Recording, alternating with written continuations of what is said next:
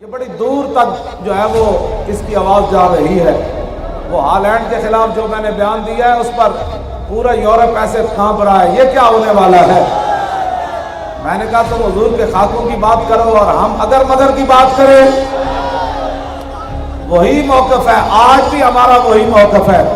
اگر دنیا کے اندر امن چاہتے ہو، ہمارے آقا و مولا کی عزت کرنا سیکھو۔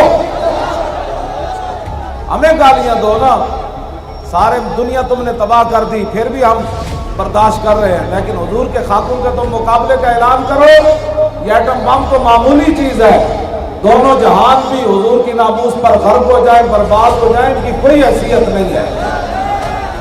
ہالینڈ اور جتنی بھی شیاطین ہیں دنیا میں جو حضور کے بارے میں بات کرنا چاہتے ہیں، ان کے لیے ہمارا موقف یہی ہے، ہاتھ کھڑا کر کے ان کے لیے ہمارا موقف یہی ہے کہ وہ باز آ جائیں، ورنہ ہم ان کو ایٹم بم گرا دیں گے۔